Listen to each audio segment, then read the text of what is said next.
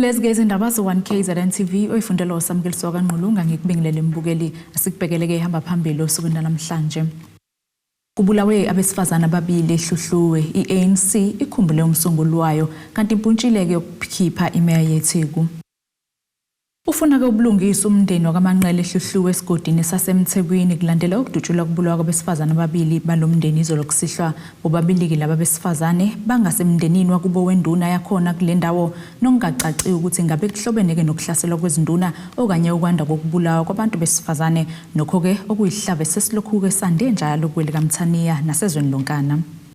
Isheya ngqongqa kwangasala lothi imizimba yabantu besifazane ababili bakoManqele Ehluhluwe esigodini sasemthekwini okungosarafina kaMkhize Manqele nendodakazi yakhe ubusaphi Manqele ngemuva kokuthi kutheleke izinswela boya izolo kusihlwa kulomuzi zafikeke zabaqotha ngenhlamvu maqede zabathungela ngomlilo basha kwaze wasala umlotha. Elinye lamalungu omndeni lezibonelo bekwenzeka ngemuva kokuduma kwezulu lezandla lichaza kabanzi ngokwenzekile. Sithema ngabe sithi siyaqhamuka sesibheka sesibuka ayi sathola ukuthi khona intombazana ekhalayo ithi hawu kodwa ngomama bakithi hawu kodwa ngomama kwakhona okhuluma igama lokuhlambalaza sakwena sebe emfeni kwaleso sikhashanyanyana futhi thesiswa futhi kuyayikhala futhi le ntombazana ikhala le ntombazana saqhuma isibhamu futhi saqhuma sabona ukuthi hayi sebashaya yona le ntombazana. Elinye lamalungu omndeni nokuyindodana kaMkhize Manqele ubafana Manqele uthi ke kabanawo namazwi ngokwehlelela umuzi njengoba ke kubulewe unina kanye nodade wabo ngesihluko esingaka. Somndeni waManqele sikhathazeke kakhulu futhi asazi singeze njani ngesimo esikhona kodwa uNkulunkulu uzosibonelela. Abantu esinabo bangamaxoki lento bayayazi hayi ukuthi into entsha noma into eqalayo bayayazi ukuthi lento isuka kuphi iqala kuphi nalapho umama bamxosha khona bethi yathakatha bayakwazi kodwa akekho umuntu ozoyichaza lonto ngoba mawukhuluma izinto ezifana nalezo kusasa bona lapho uhamba nabazokushikela.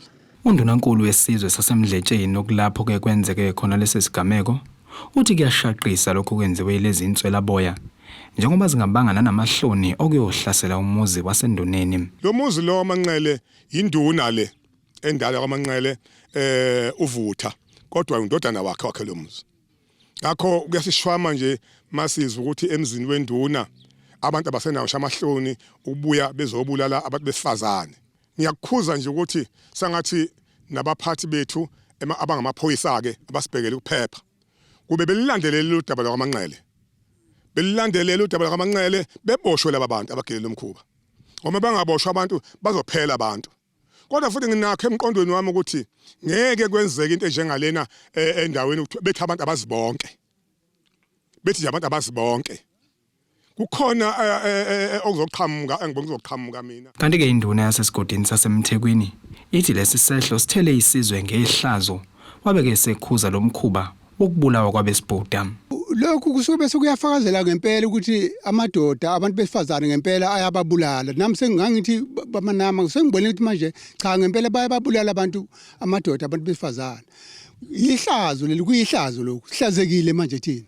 Sihlazekile kakhulu nje ngeke ngakusho lapho ukuthi sihlazekile ukuthi kubulawa abantu besifazane ngesibhampo. Kulesi sigameko kuphunyuke emlonyeni wengwenya umfanyana wakulomuzi yena ke udubleke engalweni maqede wacela empunzini okumanje uthola ke ukelashwa esibhedlela. Ezindabeni za-1KZNTV kube komqondisi Miyeni ngesehluhluwe emthekwini. Inhlangano i-ANC KwaZulu-Natal yaqhubeka ke nezinhlelo zayo zemkhankaso yokhetho lukazwelonke namuhla ke ibihlangene nabaholi bezenkolo bamahlelo ahlukene ohlange etsheni likaloke owaba umholi we-ANC uJohn Langalibalele Dube. Lenyanga ke lenhlangano ithi ke ibaluleke kuyona ngoba ke uDube wazalwa waphinde wadlula ngayo emhlabeni. Lenhlangano ithi lokho ngezinye zezibophezelo abazenza zokusebenza eduze nabezenkolo njengoba kuyibona benze lo mkhuleko. Namhlanje usuku olukhulu abafundisi bakwaZulu-Natal bazihlanganisele bathi bacela ukhongolose laba ukhongolose bafuna bazohlanganyela ethuneleni likamongameli oqala kakhongolose. Sakhuluma phansi nefamily ngoba ifamily yethu wasiyasithuma kunobhala sinokhombethi uceliwe Madlopho kuyena irresponsible for iprocess yokuhlanganisa abafundisi. Lusuku olusymbol kakhulu kuKhongolose ukuthi omunye umongameli owayekade vela eAfrika KwaZulu-Natal in particular wakha isikole sokuqala ngezandla nangezithukuthuku zakhe. Omunye wabomongameli wathola ithuba lokuthi athengeke enkomfeni akhethwa abomongameli. So lo symbol ikutshela ukuthi strength neresilience yomAfrika iyakwazi ukuthi ikhombise direction. Kuyisymbol enkulu kezwelo ukuthi uzalwa ngawo 11 February adlule ngawo futhi 11 February. So lo suku hlelo silibungaza njalo njengoKhongolose. uDuma uthi ngalomkhuleko bazophinde bacele ukuthi kube nokhetho nokuthula kulonyaka. Cabanga ukuthi unyaka omkhulu ama-election uMadiba ebuya la ngonyaka wama-90s eqaleni kwama-91 wafika wazocela uma sebuya sezovota useyamxoxela umongameli ukuthi ezoqala uhlelo sebekhululekile abantu abamnyama sebezoqala umsebenzi sekuphela iminyaka ewu-30 years-ke kwenzeka lo symbol. So sizoqhubeka nalo mcimbi sizoqhubeka nalo msebenzi kodwa mhlanje sokwenza special prayer dedicated ukuthi kube khona peaceful election. As you know isifundazwe saKwaZulu-Natal siyizifundazwe ezibalulekile ukuthi isona esicontribute kakhulu kuKhongolose ngama-numbers ukuthi kuwinwe kuzolonke. So ama-election mehambe kahle uyagarantile ukuthi i-ANC isuke izoqhubeka nomcimbi uhambe kahle. Umndeni kaDube ulijabulele lolu suku. Nathi sizizwa sithola ugqozi ekuthenini njengoba befikile lana ngicabanga ukuthi amathambo kwamkhulu anyakaza ngenkulu inhlokomo nenjabulo ukuthi wona abantu vele abasaphusha inshayelo le ababehamba ngayo kwasekuqaleni ukuthi umuntu omnyama eSouth Africa akhululeke. Ngaleyo ndlela ke sithi lenyanga kaFebruary njengoba iqala usekubekile uhlalo ukuthi zikhona inhlelo ezizokwenzakala nomndeni nawe uyaziseka ngayo yonke indlela ukuthi usuku umkhulu azalwa ngalo nosuku ahamba ngalo February 11 kwaphinde futhi ngalolu suku February 11 kwaba usuku la kwakhuleka khona umongameli weSouth Africa ubaba Nelson Mandela. Esithi ke ngalawo magama siyakusupporta ngayo yonke indlela okwenzakalayo namhlanje. uDuma uphinde wabeka izimbali phezulu kwethuna lika JL Dube. Kutebogo Sibisi wezindaba ze1KZNTV kuJanet 261 ngisohlange eNandi eThekwini. Umholi wekhokhasi amakhansela e-IFP eThekwini uMdonkosi uthi ke ngeke baphela amandla emizamo yokukhipha i-ANC kumasipala iTheku ngoba ke ziningi izinto eziqhubekayo ezingawugculisa umphakathi kakhulukazi ngekungqalasizinda. uNkosi usho lokhu ke emva kokubhuntsha kwesiphakamiso sabo sokukhipha ke umeya uMxolisi Khawunde esikhundleni sakhe waphunyuka ngamavoti ayi190 kwathi ke abavotele ukuthi ke aphume abeke ngama-92. Owe-IFP eThekwini uthi basazoqhubeka nokwenza imizamo yokuguqula izinto kumasipala waseThekwini njengokuthunywa abavoti. Well, asizokurelaxa sizobuya ngoba abantu baseThekwini abakasho ukuthi ayisese right senisebenzile. As long as umeya ne-leadership yakhe sahleze esikhundleni akufanele ehlale. Thina ke njenge-IFP so supporta noma yipi political party efaka emotion as long as lokho kuzobe kusho ukuthi kunyakaziswa ukuthi abantu baseThekwini besizakala ngey'nsiza kusebenza. I-EFF iyasebenzisana ne-ANC komasipala kulesi sifundazwe kodwa ibonakale yeseke isiphakamiso se-IFP izolo sokukhipha umeya uMxolisi Khawunda. Owe-EFF uthi awukho umshado abanawo babophayo ne-ANC kanye namanye amaqembu. Sihlezi sichaza lento kubantu bemedia nomphakathi ukuthi asikho kwi-coalition emshadweni with anyone including the ANC in particular in this case. So we were just proving again kubantu ukuthi anginjalo. So uma ngabe ukuthi there was this motion which was able to remove the mayor of the ANC, not the mayor of the EFF, the mayor of the ANC. The ANC okuye bezo remove ayikazi thatha isikhathi or icela umhlangano ihlale ne-EFF izoyiconvince ukuthi why we must not remove the mayor of the ANC. So it's just arrogance okukhombisa ukuthi akakangeni emakhanda ukuthi they are not commanding a majority. Umeya uthi ungaphumi kwakhe kusho okunqoba kwe-ANC ngoba yona emthumile ubesephinde Paula ngombiko wakamumva kaMcwaningi Mabhuku emva kokuthi iTheku lithole umbiko oyi-unqualified audit.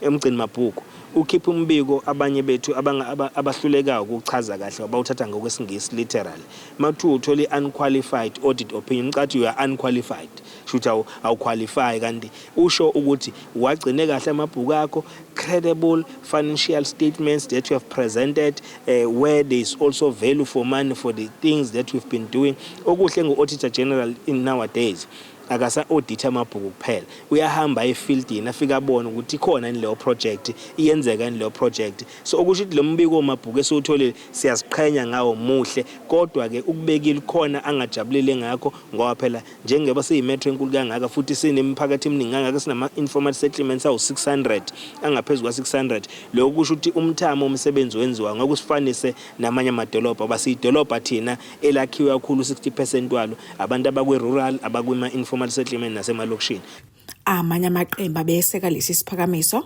iDA Action SA ikanti ANC isindiswe iblock yamaqembu amancane avote nayo yize iqembu ADEC ibikade isesekile isiphakamiso seIFP kodwa kuthe sekuvotwa umholi wayo Abesifazane bengasabona nangokhalo kuTebogo Sibisi wezindaba ze1KZNTV kuchannel 261 ngiseThekwini. Ungqongqoshe wezokuhlaliswa kwabantu kanye nemisebenzi yomphakathi uSipho KK Nkosi uqhubeka umkhankaso operation siyahlola endaweni yaKwanzimako ogwinoseningizimu nesifundazwe iKwaZulu-Natal nalapho ke behlola ukwakhiwa khona kwezindlu zokuxhaso kuyona le ndawo ekhuluma neziguli zendaba uNkosi uthi ke bazobheka isigaba sesibili sokwakhiwa kwezindlu ezibalelwa kwama30 eseziphelile ke bazivula. Kuhlola umkamo wokwakhiwa kwezindlu zokuxhaso ezibalelwa kuma300 endaweni yaKwanzimako ogwinoseningizimu nesifundazwe iKwaZulu-Natal.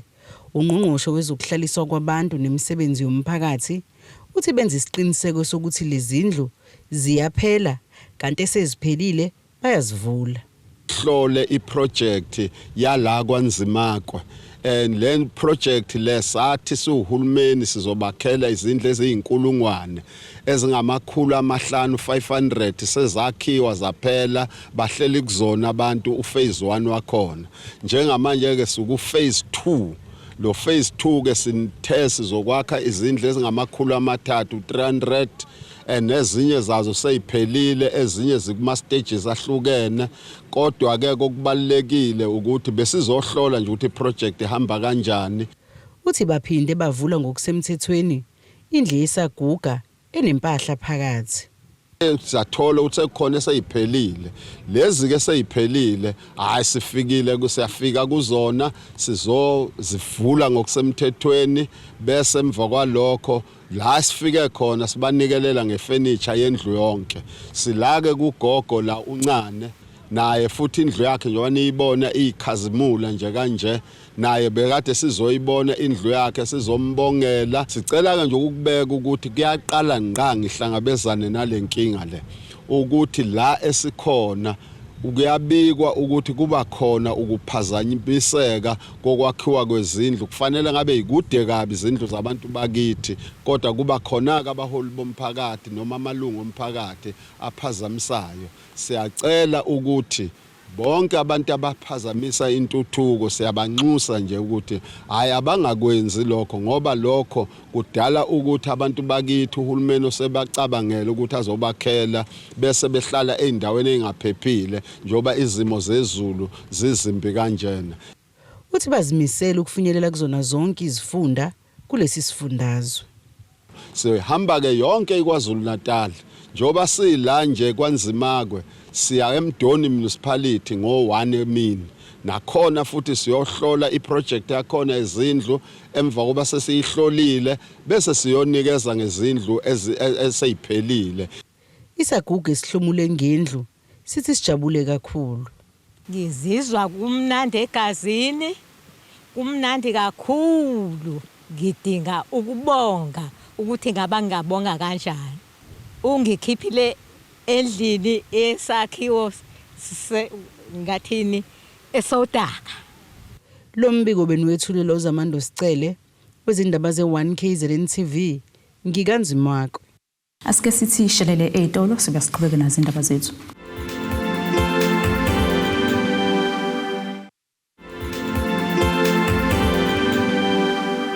Asikwamukele mbukeli ubukela indaba ze-1KZNTV nazi-ke okuyizona ehamba phambili namhlanje. Kubulawe abesifazane ababili Ehluhluwe i-ANC ikhumbule umsunguli wayo kanti impuntshile-ke yokukhipha imeya yeTheku. Isifundo umkhanyakude senze kahle kwimphumela amatikuletsheni ngonyaka odlule nakuba ke le ndawo ibhekene nenkinga yamanzi. Uthishanhloko wesikole iMavuso High isitholeke 100%. Uthi-ke izinselelo ababhekene nazo azizange zibathena amandla okusebenza kanzima. Lesi sikole ke sehluhluwe kwanibela besingetheke umqimbi ukubungaza ukwenza kahle ke kwimphumela kamatikuletsheni. Isifunda umkhanyakude esenyakatho nesifundazwe KwaZulu-Natal yisona esambe phambili kwimphumela kamatikuletsheni esifundazweni KwaZulu-Natal. Nakuba lesi sifunda sibhekene nenkinga yokuntuleka kwamanzi, kodwa lokho akuzange kuzivimbe isikole iMavuso High esikwanibela Ehluhluwe ukuthi sithole 100% wemphumela kamatikuletsheni. Sicelebrate ukusebenza kahle kwabantwana bethu ngonyaka ophelile u2023 bathole u100%. So lo 100% thema subuka ngokwethu u100% omuhle oyiquality ngoba ama-bachelors i-bachelor pass sithole u68%. Amanzi asikhathaza kakhulu, asihlupha kakhulu. Size siwathenge kwesinye isikhathi sifuna ama-truck azosideliver esikoleni ngoba la aseyimpompini awasaphumi isikhathi esiningi. So sesirely kakhulu kuma-tank akhona esikoleni. Nobugebengu ke bukhona lena nje simi emva phambi kwe-computer lab bake basicakazela bathatha wonke ama-computer ama-laptop ayekhona 32 wonke bawuthatha bahamba nawo igebengu. Umhloli wesiyingi naye uncome kakhulu ubuholi balesi sikole ngokusebenza ngokuzikhandla nakuba kunezicelelo ezikhona ababhekene nazo. Kanjalo nosihlalo wesigungu sesikole usithome uphaphele kwalagwala lesi sikole ngokwenza kahle kwaso. So into esilekelelayo yokubambisana nabazali bese ke kubanjiswaneke neothisha abayimisela ngokukhulu energy yokusebenza beyikhandla. Lo mcimbi lo uzobonga ingane futhi uphinde ukhuthaze nalezi ezenza ugrade 12 ukuthi ke nazo njengoba zika grade 12 kulonyaka kube ukuthi ke zisika iphethini kulezi edlulile lezi ke ekade zizenza ugrade 12 ngonyaka ophelile. Omunye wabafundi benza umatikuletsheni ngonyaka owedlule nophasile uthi bebesebenza ngokuzikhandla kanti uphinde wancoma nothisha okuyibona babasizile. Sisebenze kanzima sonke sijabulile indlela okwenzeke ngayo ngoba besingakulindele lokho kwenzakalile. Bekunzima kakhulu ukuswela ngonyaka uqala uterm 1 kuze ke term 3 asikaze sikuthola njengalokho kuyaqala. Sijabulile ukuthi nokade sisebenza kanzima egcineni sigcine sesikutholile. Umuntu besebenza ngokwekhandla ngamunye. Ngikhuluma iqiniso nami nje bengalali ngisebenza kanzima ubusuku nemini kodwa ngikwazile ukuthi konke lokho kade ngikwenza ungisebenzele egcineni ngoba ngikwazile ukuthi obtain ubachelor ngaphasa ngendlela kade ngifuna ngayo. Lesi sikole besenze umcimbi obuhlanganisa othisha, abazali kanye nabafundi ukubungaza lempumelelo. Ezindabeni ze-1KZNTV kubikuthabani maphumulo Ehluhluwe. Umasipala wasondini uthi-ke kungamapungu ukuthi-ke umsebenzi wokulungiswa kwebloho lakwaCezondini kungumsebenzi umasipala wasekhaya ondini. Lokhu-ke okushiwo yilowo wengameleke umnyango wezemisebenzi emphakathi kuleli usihlezi kalala esithangamini sabezindaba ebesibanjelwe eGoli. Leli bloho-ke sike sabika ngalo ngaphambilini kuleli sonto nokuyilapho kumphakathi wasomela mathupha wazilungisela lona ngemumva kokuthi-ke laguguleka ngenxa yezivule ezinamandla ngonyaka 2021 nokuyimanje-ke alikakalungiswa. Umasipala wasondini usuphumela kobalo wakuveza ukuthi kakusiwa umsebenzi walomasipala ukulungiswa kwebloho uD1722 lakwaCezondini eselokho-ke labhodloka ngenyaka ka2021 ngesikhathi kunemvula enamandla neyadala komonakalo kule ndawo njengoba lowo owengamele umnyango wezemisebenzi yomphakathi kuleli usihlezi kalala ekuvezileke kwabezindaba esithangamini besiseGoli. Imeya lomasipala uWilson Changase uthi ke le nkulumo kaNgqongqoshe zikalala ingamampunge futhi ke ubalekela icala lomnyango abhekene nawo ngokubheca umasipala ngokuhluleka ukwenza umsebenzi. Ibloho elisemgwaqweni ohlukanisa uCeza neFrayed ukuthi kumele ingabe ukhandwa umasipala lo yamgwaqo. Umfinisha uzihalala bekuba kuhle ukuthi ethi khuluma ebese eqoshe kahle imininingwane yodaba ngoba ama officials awa transport lapho uLundi ayalwazi udaba ekanye nama officials ase province eMaritzburg bayalwazi udaba lwalo yamgwaqo. Sekukaningi beya kanye namakhansela bemphakathini be-address udaba lwalo yamgwaqo futhi bazi kahle ukuthi umphakathi bawethembisa ini bona njengabantu okufanelekile ukuthi bawakhe lo yamgwaqo ongu-D1722 okwaziwa kahle ukuthi umgwaqo lo ongahlangene ne-local municipality njengoba esho njalo umhlonishwa uSikhathi. Ngesikhathi ithimba likhuluma nomphakathi kule ndawo ngaphambilini, umphakathi wakuveza ukuthi kusekukaningi bekhalaza ngaleli bloho kodwa ke kunhlangazimuka nomoya. Nakho-ke kumphakathi wakuveza ngesikhathi sihambele le ndawo. Wathi leli bridge utransport uswazi kahle kahle kamhlophe ukuthi leli bridge ese umphakathi usureport isikhathi eside ukwazisa utransport ukuthi leli bridge asekho esimeni. Utransport wabe sokuthi awusebenzise le umgwaqo osebheke ezansi. Umgwaqo obheke ezansi abawulungisi wona mumbi akuhambeki le ndawo ezidakeni nje noma bethenge la isangeni khona. Akusahambeki ngisho imoto igcwele ayisakhona sibabeka kude ithi kusebusuku akwazi ukuhamba ngenxa yomgwaqo omumbi. Ngakho kumphakathi uthi izandla lokhu umthetho ezandleni ukuthi uzoyilela ukuthi ulungise le bridge ngezandla. Ucela ukuthi transport umsize ubasize ngoba ngeke babe nayo imaterial enele ngesikhalvethi efuneka la namapayipi ufike utransport ubasize ngakhona. Sezilungiselela thina ngoba uhulumeni ngathi akasinaki. Sebefile abantu laphana amahlandla amabili noma amathathu. Ngelinye ilanga ngiyakhumbula wafa ugesi esidakeni. Waphunyuka itraka swashamazi yazoba babulala phansi emasimini. Sebefile abantu bebuye eGoli. Manje sibona ukuthi ake silungisele thina lapha ngezandla zethu. Siyamcela ukuthi utransport ke naye asisupport ukuthi lokho sesikwenzile lokho ufika kade sikwenza namhlanje nje ngezandla zethu ufaka imali ziphuma kosomabhizinisi nasemakhikhini ethu bafowethu nangamandla ethu. Siyacela utransport ukuthi akangenelele. Kanti imizamo-ke yokuthola ukuphawula komnyango ngalolu daba ipuntshile-ke njengoba izingcingo zabo besikhala zingabanjwa kanti-ke nemiyalezo bebethunyelwa yona bebingaphendulwa. Kwethuleke ngokusemthethweni umjaho imfundo lushaba marathon ozobanjwa ngemhla ziyi-18 kuFebruwari kulonyaka. Imeya kumasipala uMzumbe Ubungaze uthi-ke lokhu bakwenza njengendlela yokuhlonipha isishoshovu somzabalazo esaba-ke imeya yokuqala uMzumbe ngaphansi kweqembu likakhongolose uNyuswa. Uthi-ke inkulu indima edlalwe uLushaba ukulwa-ke nohulumeni wencindezelo. Kunconywa amagalelo esishoshovu somzabalazo umfundo lushaba wasemthwalume owadlala indima enkulu ngesikhathi somzabalazo nophinde waba imeya yokuqala eMzumbe ngaphansi kobuholi beqembu le-ANC.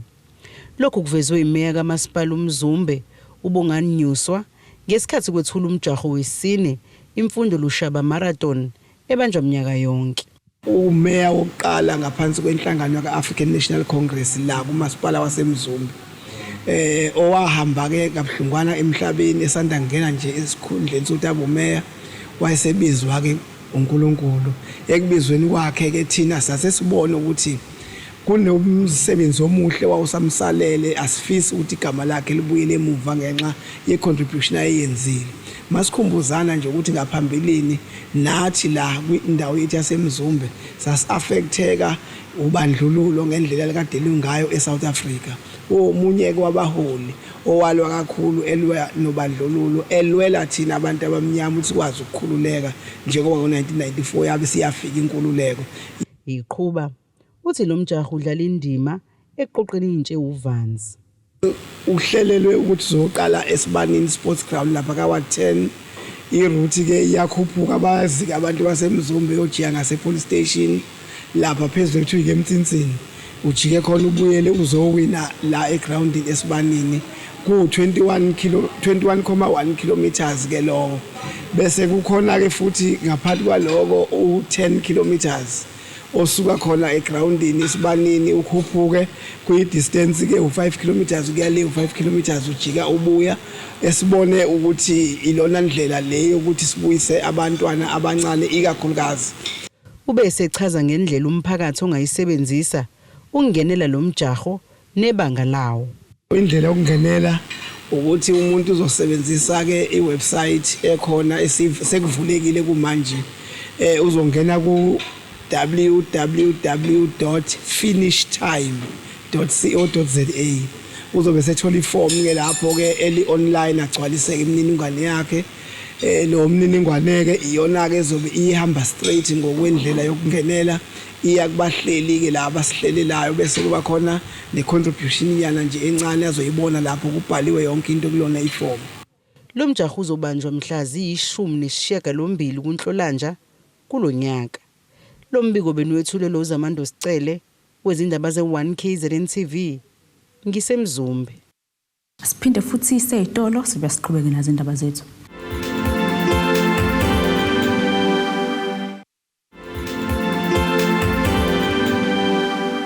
Asikwamukele mbukeli ubukela indaba ze-1KZNTV nazi-ke okuyizona ehamba phambili namhlanje.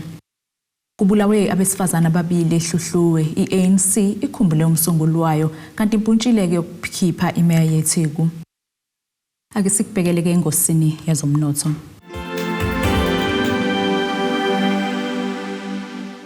Irandi lakuleli lihweba ngo-18.73 emaqhathaniswa nedola laseMelika libo 20.23 emaqhathaniswa ne-euro lase-Europe libo 20.74 emaqhathaniswa nopondo waseBritain.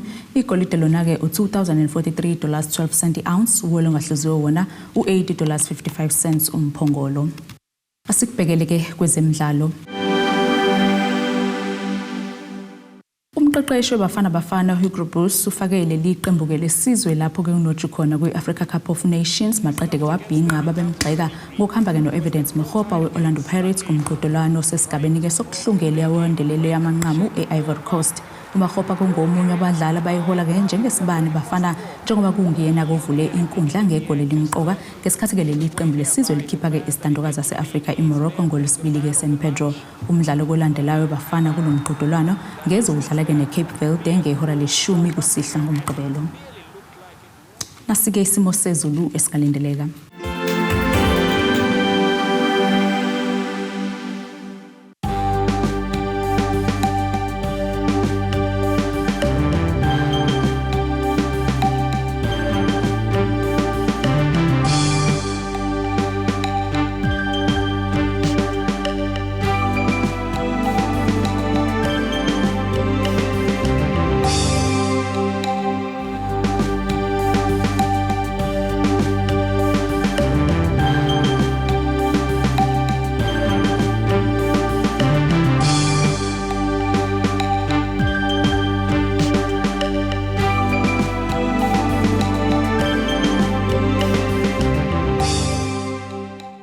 Bukeleke siyaguqa bese kuphathele zona oswini namhlanje. Mina nawe ke sizohlangana kusasa futhi ngasisikhathi esifanayo.